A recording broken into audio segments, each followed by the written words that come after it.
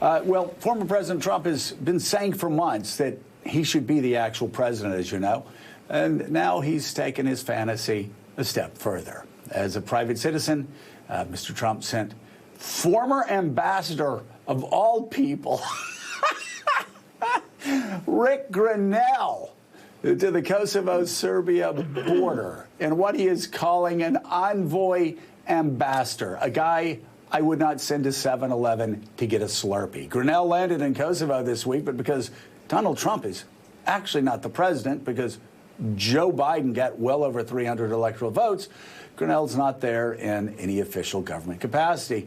In a statement to Real Clear Politics, a White House official wrote, outside of his very active imagination, Donald Trump's no longer president and doesn't have an envoy or an ambassador representing the United States. Jonathan Lemire, why this is a new one. What exactly does a former president hope to accomplish? First of all, Joe, we have to get to the bottom of what an envoy ambassador is. That's a term that no one had quite heard yesterday when the story started to make the rounds.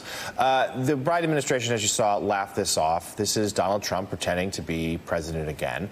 We have seen him in recent weeks and months as he has stepped further back on the political stage. Certainly appears that he's preparing a 2024 run, re-engaging on certain issues that he thinks were good for his administration. Immigration, we know.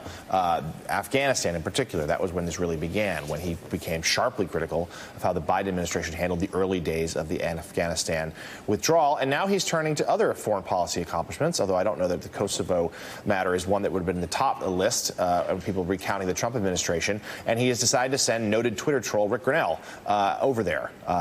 Grenell, of course, did briefly serve as ambassador to Germany for the Trump administration and then filled in as interim head of the intelligence agencies before then turning to campaign efforts and trying to undermine the confidence in the U.S. election. So it's unclear. There's no sense that any foreign government over there will receive him in any official capacity. He'll surely take a few meetings and then tweet about it. But this is something the Biden administration is just laughing off. But on a more serious note, the one aide I spoke to last night said, look, this is one thing. This could probably blow over in a couple of days. But if this is the beginning of Trump trying to actually meddle in foreign policy, something that, of course, is a no-no, previous presidents do not do so unless asked by the current president, Jimmy Carter, let's say, who, of course, has had great success post-presidency working overseas, that if he starts to meddle in U.S. affairs and starts muddling messages, particularly if it does seem like Trump's going to be a candidate, a favorite for the GOP nomination 24, that becomes a more